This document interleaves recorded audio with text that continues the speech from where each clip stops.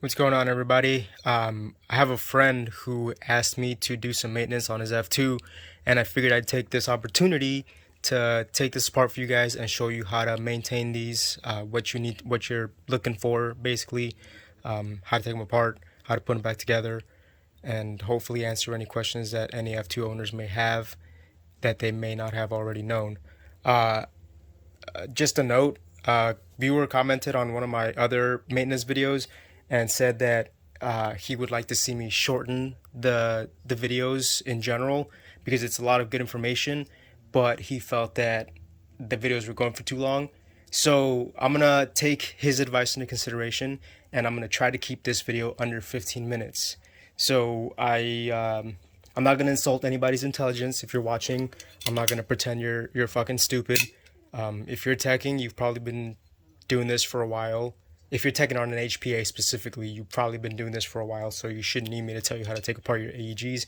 Every AEG is different. Unfortunately, that's something that comes with the game. And knowing how to take your system apart is going to be entirely on you.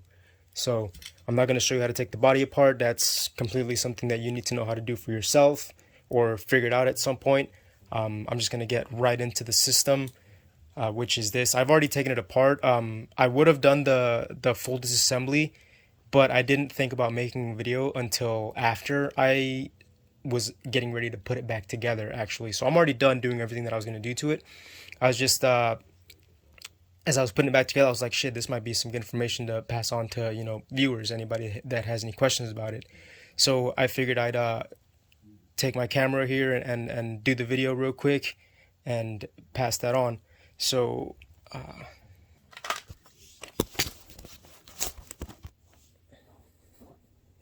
sitting on my floor here, hopefully the light isn't getting too heavy. I can't hold the camera and use both hands at the same time, unfortunately, so I have to turn it around this way, the way it is now. So when this comes attached, or when this is in one piece, this is screwed on completely. And then it has both of these solenoids screwed onto the back here. They go in here, all right? And these screw on as well. Now, Polarstar says, or I read somewhere, that if you remove these solenoids, you have to make sure that you know which one goes where. So make sure that you know which one is the top one and which one is the bottom one. I haven't verified or tested whether or not that's true. So I would just play it safe if I were you and keep track of that. Know which one's the top and which one's the bottom one. For me, it's easy right now because the bottom one happened to come apart, which is actually beneficial for the viewer now because I can show you how to put that back together since it came apart. That wasn't intentional. I don't know why I did that. It just did. But again, like I said, it's going to be beneficial for the viewer. So the important thing about this is that if you're going to take your solenoids off, make sure that you know which one's the top and which one's the bottom one. So and this is the other solenoid. This is the bottom one that came off. As you can see, it's actually three pieces. So it's got this piece here with the cable attached to it. It's got this piece here that goes on the end, and then it's got this piece here, which is an internal piece. This piece goes into this slot right here, with the one with the cable. And it goes with this wide round top. This wide round section goes to the top. So it slides on like that. All right. So wide round section, boom, just like that. And then this part goes on like that, and it screws on. So don't get too nervous or don't worry about it too much. If yours comes undone, it just literally screws on and off. All right, you shouldn't have to worry about taking these cables off whatsoever, so just don't mess with them. If you do take your system apart, you can leave the cables on while you're doing all your maintenance. I didn't know this came apart, actually. I've taken my F2 apart a couple times, and this has never happened to me. This was a first, but again, like I said, I'm actually kind of glad it did because it shows me personally, so now I have the knowledge of what's in there, and I can impart this knowledge onto anybody who watches this video now so they know what to do in the event that theirs comes apart as well, right? And then as far as this part, it's really, really easy. You spin it, spin this off, Boom, that comes off. Your nozzle is right here. That slides right out. And then you've got this spring right here that has a little piece here. This comes off of the spring if you want to. You can separate these. This one just happens to come out in one piece, which is completely fine. And then this section here is a little trickier now because I greased it up. But this lifts up. Let me see if I can't pull this out real quick. So if you're going to use some pliers like this, be very gentle with it. You can see there, it already lifted out. You might require a little bit of force to get it to pull out, but you literally just pull it out. This red section here in the center comes out as well. And basically, make sure you don't lose this little teeny tiny O-ring. The lighting is kind of terrible in here, unfortunately. I don't know where my flashlight's at, which is a real shame because I could really use that right now. But there's a little teeny tiny O-ring right here. So make sure that when you take this apart, you don't lose that O-ring, or your system is not going to be functioning properly, right? Just keep that in mind. Trying to get the camera here to focus. And then as far as cleaning, it's literally just wipe this down very lightly. Lubricate the O-rings, every single one of them. There's an O-ring in here, which you can lubricate simply by putting some lube on this red section here, and then when you slide it back in, it'll do its thing and lubricate the inner O-ring there. I've said this in other videos, but if you haven't watched anything else, I run this Super Lube multi-purpose synthetic grease. I absolutely love this stuff. I think it's great. I use it in every single one of my builds, and I haven't had any issues with it. So this is what I recommend using if you need a grease of any kind. Hopefully the TV can give me a little bit of lighting there so that it looks a little clearer. Yeah, just very lightly coat everything with a light coating of grease here. Make sure that you get the O-rings are the important thing, obviously, because you don't want your O-rings to crack and get damaged during a game. That's how you lose pressure, and that's how your system's going to be down. O-rings is now Polarstar does sell replacement O-ring kits. Polarstar sells them. I believe Evike sells them, and I believe Airsoft Junkies. Most airsoft retailers are going to have them just because of how popular Polarstar is. So they're not that hard to find. But if you don't need to replace them, why? You know, if you can maintain it so that it doesn't need to be replaced, why wouldn't you? Right. So very lightly coat all your O-rings, and then you just put it all back together. Now, when you're putting it back together, you can see there's multiple holes drilled out in the inside of this the F2, the body itself. This hole right here on the front of whatever this piece is called, I haven't looked up the names of the pieces, to be completely honest, so I'm just going to show you. So this hole right here goes on the top, and this O-ring here goes on the top as well. So you're holding it like this, right? You can't see it, but all right, maybe if I turn it this way, right? So it's right side up, right? So you can read it there. It looks backwards, obviously, because of the camera, but if being legible. Oh, so actually this works better. This little groove thing here on the bottom, this little notch, that's the bottom, right? So this is the bottom. This notch right here with the little teeny tiny O-ring goes like that at the very top. And you just push on. Damn it.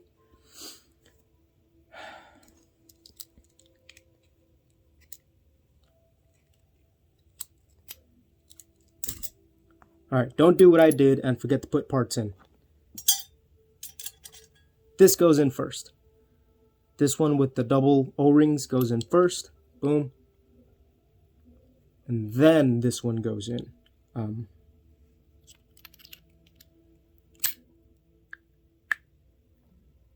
Like I said, once it's inserted, this little hole right there goes on the top, right?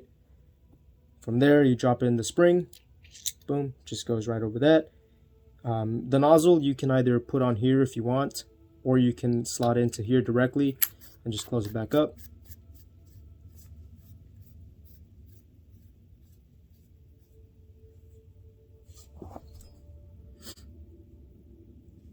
And that should be fine. So there you go. Now the front part of this is put together. The solenoids, again, it's just a matter of screwing them back in. And just to reiterate, you want to make sure that the one you pulled off the top stays on the top, the one that you pulled off the bottom stays on the bottom. However you figure out which one goes where, just make sure you put them in the right spot.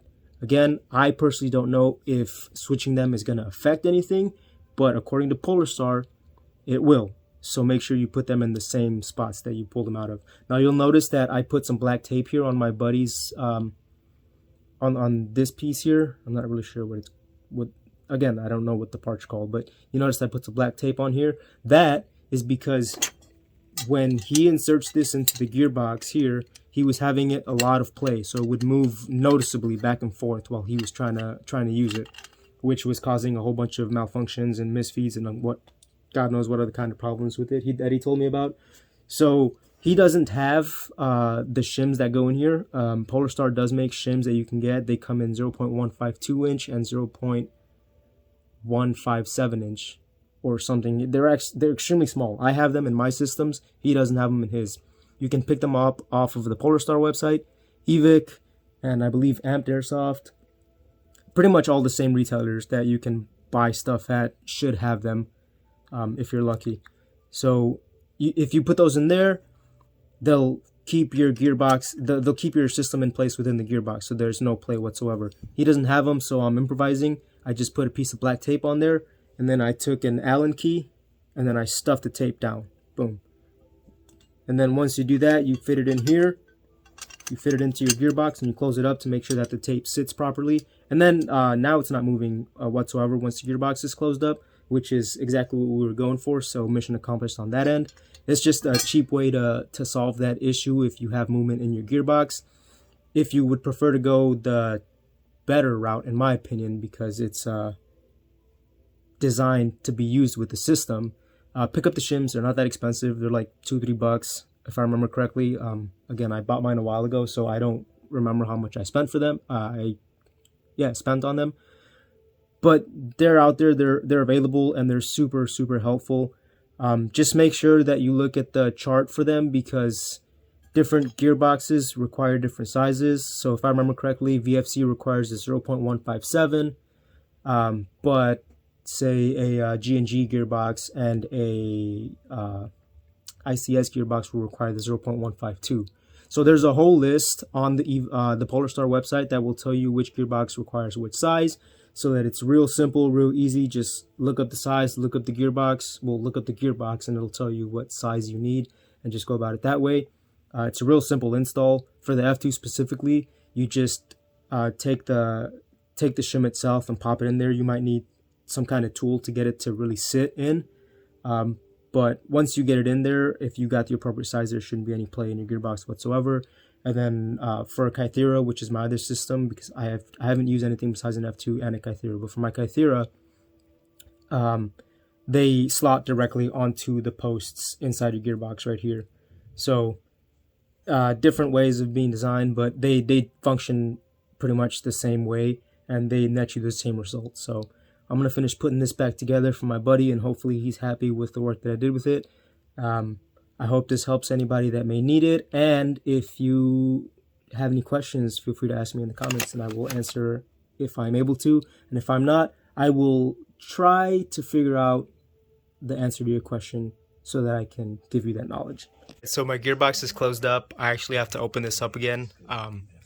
If you can't tell why I need to open this back up again, just probably shouldn't be tacking. I forgot to put the trigger in, so when you close your gearbox up, don't be stupid like me and forget to put your trigger in. But I just wanted to make a last note and say that when you're disconnecting the wires out of the